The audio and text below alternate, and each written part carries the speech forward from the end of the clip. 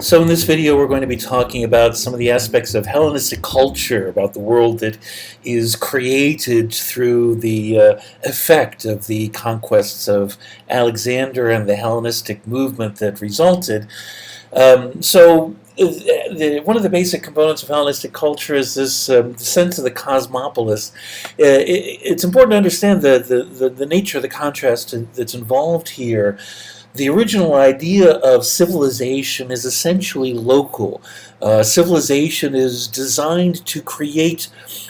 It starts out as an insular community. The concept of civilization is to create a society that is essentially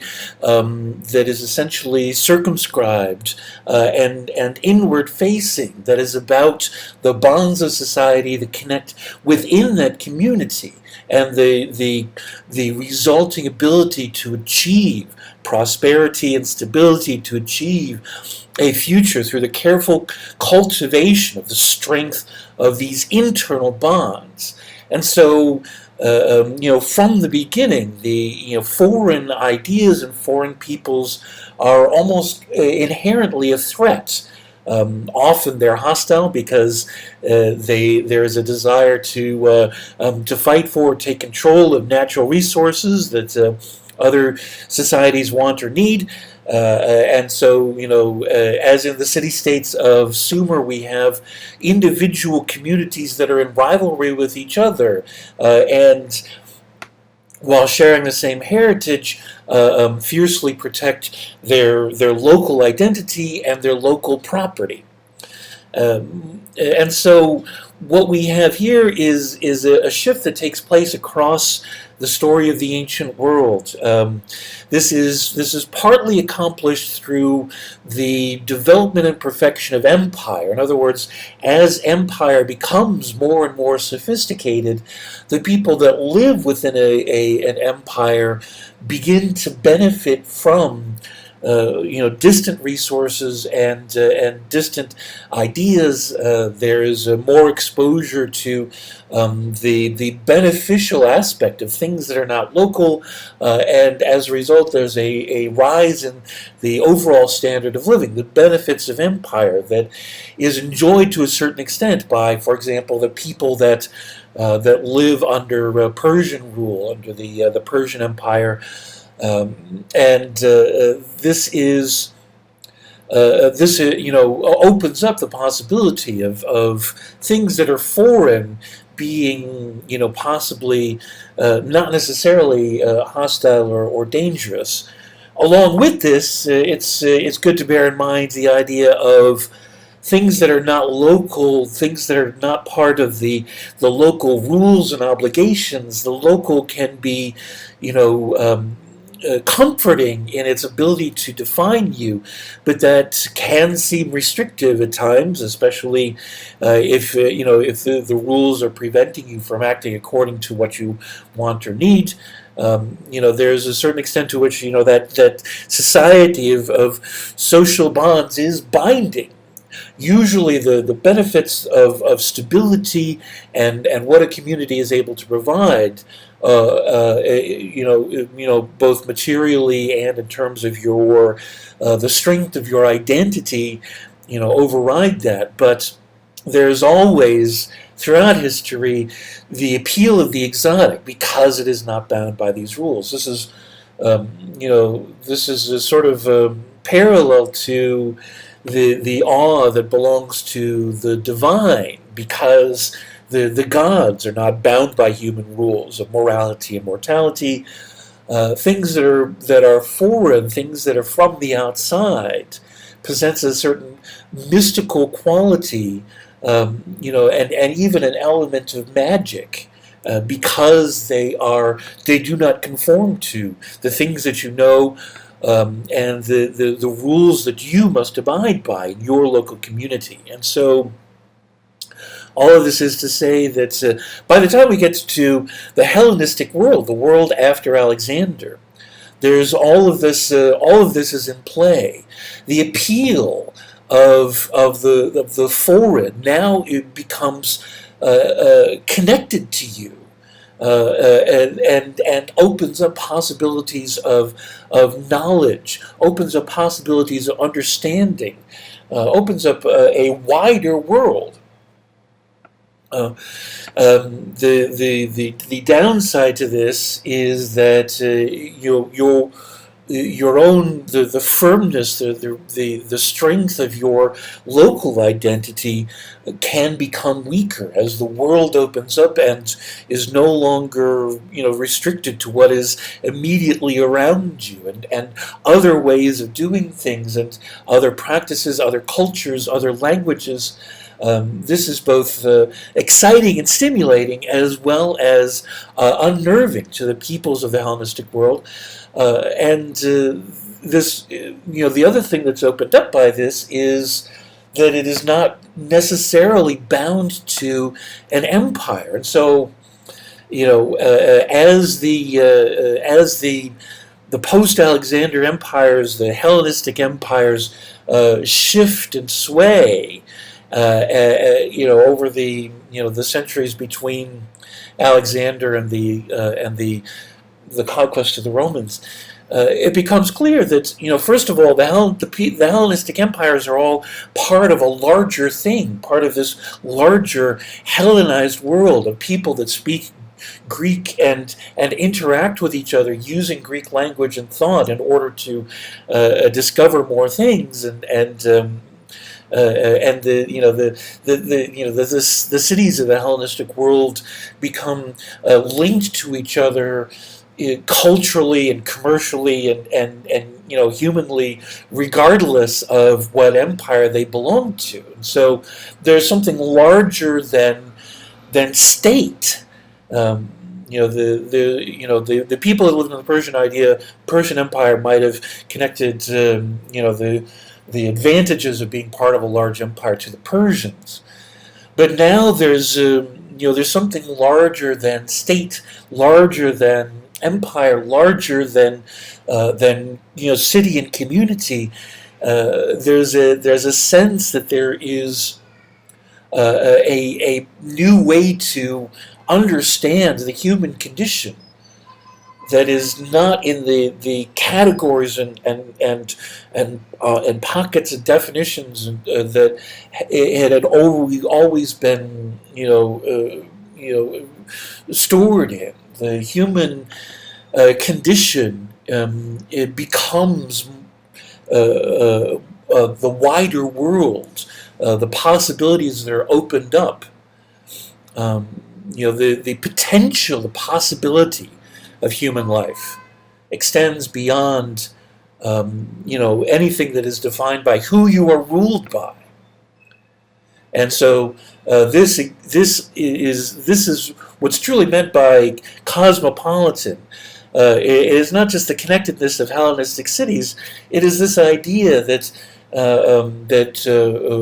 what determines what humans are capable of is a larger thing than the constitutional organization of a society, a larger thing than who happens to occupy a throne or the way in which laws are passed. It extends beyond the political, and so the Hellenistic period is a period of excitement, a stimulation, and also concern about what it means to be human.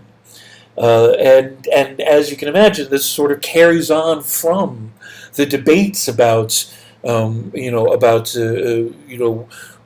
to determine morality that had been so fiercely explored in Athens. This is a natural consequence in this larger Greekified world.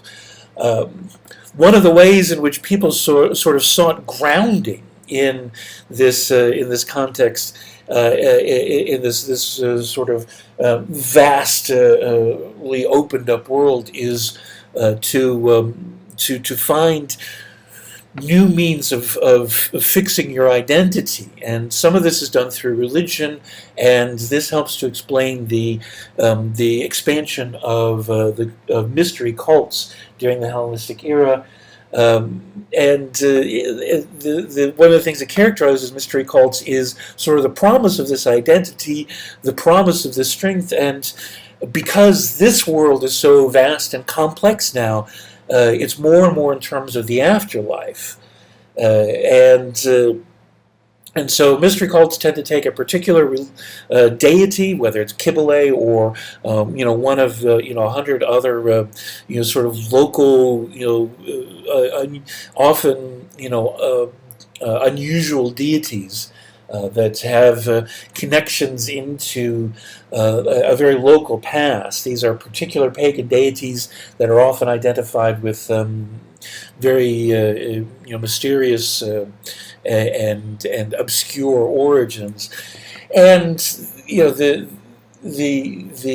idea is that people become part of a secret society and gain a measure of confidence therein.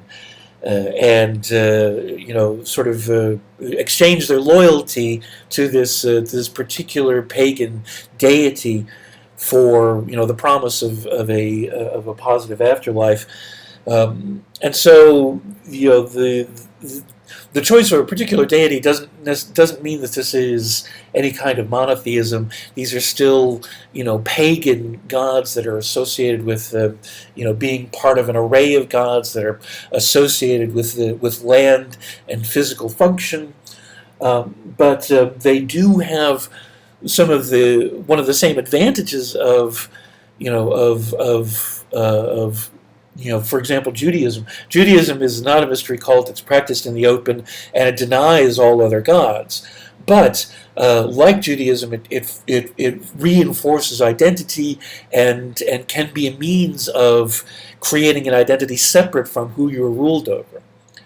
And these mystery cults in particular, because they are also secret, can become means of resistance to political authority, or can be suspected of being so by emperors and kings, this is one of the things that sort of affects the early history of Christianity. In fact, a few centuries later, is that it starts out seeming to be one of these mystery cults that could be ignored while it's still small, but as it becomes larger, the Roman overlords see it as a potential threat. As for the other aspects of the cosmopolitan Hellenistic world, the expansion of human knowledge becomes a instigator for the pursuit of means of doing so, of systems of creating knowledge. And so, Aristotle represents this particular systematic approach to collecting as much knowledge as possible and then applying reason in order to create understanding. And this is important because, earlier on in history, knowledge was sort of understood to be, revelation by the gods, that people would come to understand the world through being told by the gods what is true. Hellenistic philosophy is now at the point where the assumption is that we can understand through the accumulation of information and the application of reason practically everything about the physical world around us. But the interesting thing about the Hellenistic philosophy is that while this aspect of it is extremely important and defines philosophy from here on out, and serves also as a basis for scientific inquiry, the other aspect of Hellenistic philosophy is to find ways of life that allow people to understand their role in the universe. Again, much like seeking to understand who one is in the context of this suddenly broadened world. And so we have a number of these Hellenistic philosophies that are about how to live your life in a way that makes sense in this new universe. The Cynics are the followers of Diogenes of Sinope, and the Cynics essentially say that part of the problem is convention. All these things that we've invented, all these rules that we've imposed on ourselves, these are unnatural. These are things that are entirely artificial. In order to be in harmony with the universe, in order to not be a victim of all the forces that come to bear in the universe, you need to reject these artificial rules and live your life as a natural creature of the universe, as we presumably were originally created. And so this is sort of the story of Enkidu in reverse. This is rejection of rules and authority and the customs of human life. So not just law, but things that are understood to be proper behavior. These are not things that the animals do. These are artificial, and so the Cynics believe in living as naturally as possible. The Epicureans, followers of Epicurus of Samos, talk about the world being made up of matter. It's made up of the matter that's organized in a way that it comes together one way or another, and it's just there's no accounting for a force of chance or much less things like godly will. In this context, we have free will, and so what do we do with that? We can choose to prevent pain and discomfort, and to do that we seek to eliminate the things that cause pain, discomfort, suffering, lack of pleasure. And so, this essentially involves moving away from people that are, annoying and impose things on you, living in a secluded community of people that think like you do, and living a comfortable life, not to excess. This is not hedonism, because excess in indulgence in food or liquor or drugs or whatever, it creates suffering and discomfort. Moderation in all things is part of the Epicurean approach. And then we have something that starts from a similar place, the Stoics, which originally founded by Zeno of Citium. And Zeno also starts from the idea that the universe is made up of matter, but it's organized in a particular way. It's organized according to a scheme, which Zeno referred to as logos. And if you studied the New Testament, you remember the story of creation in the New Testament for Christians starts with, in the beginning was logos, in the beginning was the Word. This is the same idea that the universe is ordered and structured and has a function for everything that belongs to it. There are no spare parts. Everything is part of this larger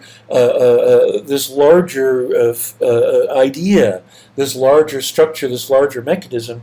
And so in order to prevent pain and suffering, again, you have free will, but what is virtuous, what is appropriate is for you to live according to the function. Otherwise, you're in dissonance with the universe and creating discord, not just for you, but for the people around you. And so, virtue is living according to the role in nature that you have, and this means rejecting destructive emotions, rejecting things that create discord and dissonance, and all of these things are mistakes. All of these things are problems. Instead, performing a function that is a part of a larger whole, and this fits in very nicely with public service and with statesmanship. And so, Stoicism becomes popular amongst the members of the ruling class that have a certain sense of obligation to help guide society, not only in the Hellenistic East, but this becomes particularly important in the Roman world later on, as Hellenistic ideas spread westward, or as rather the Romans become more and more involved in the Hellenistic East. Judaism also undergoes some changes as a result of being part of the Hellenistic world. The part of this is the political story of how the Jews, are reacted to by the people that rule over them. First the Seleucids, and then later the Romans, who have to deal with this very distinct identity which resists being imposed upon by outside cultures.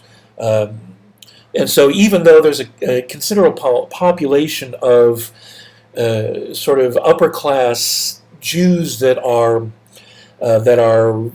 learn Greek, that are very Hellenized, that talk about Greek ideas and so forth in the context of Judaism, these are called the Sadducees. The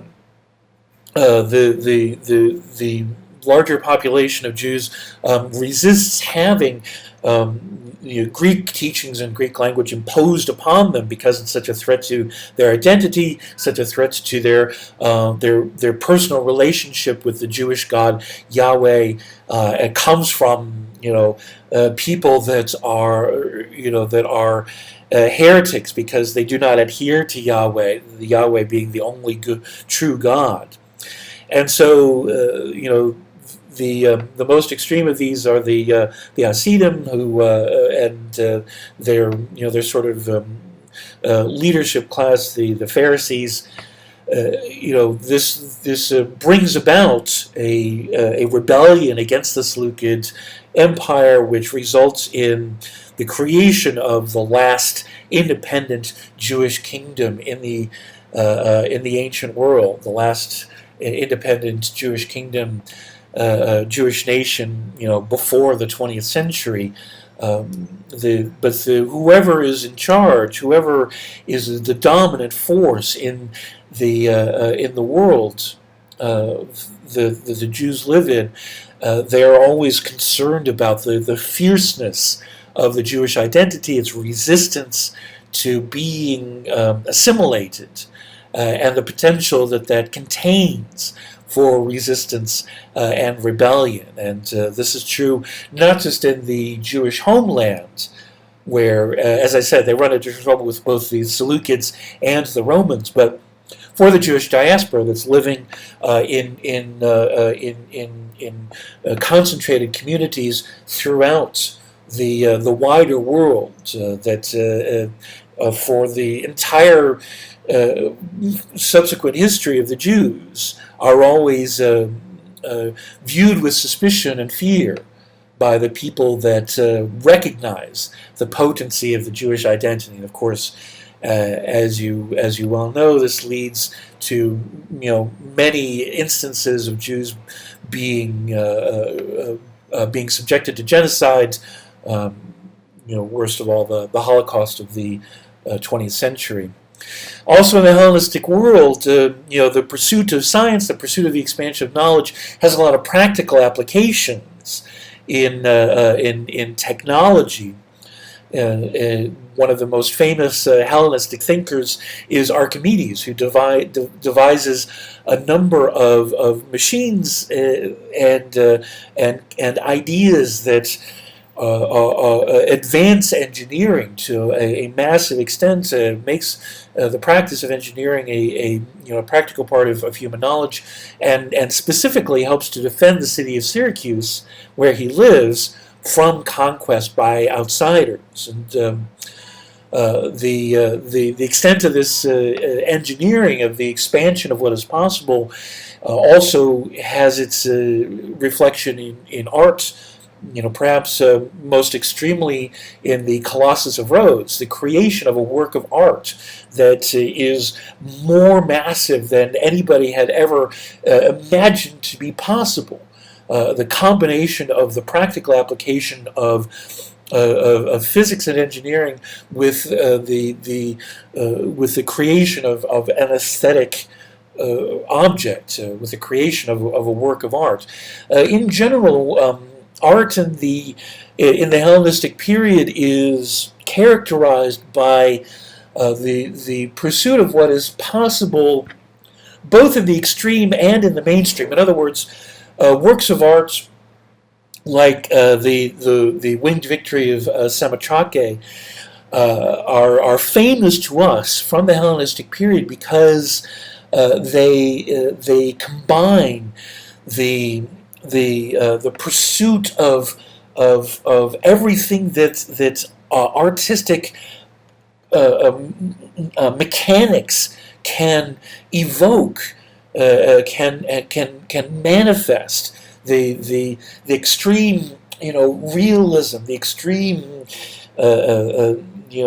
verisimilitude on top of the ideas of motion, of life, of vibrancy that the Greeks had been pursuing with great intensity during the classical period, and a further sense that's entirely Hellenistic of this belonging to a much larger world, of having a much larger audience.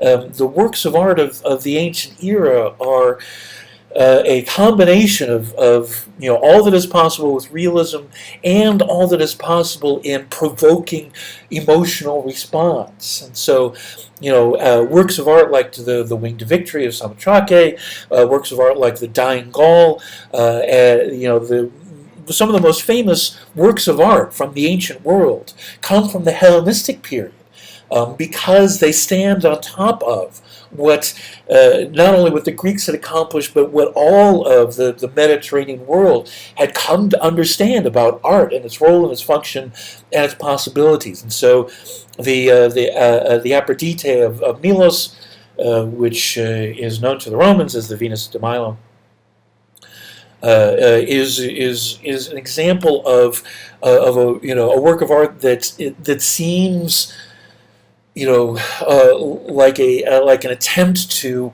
realistically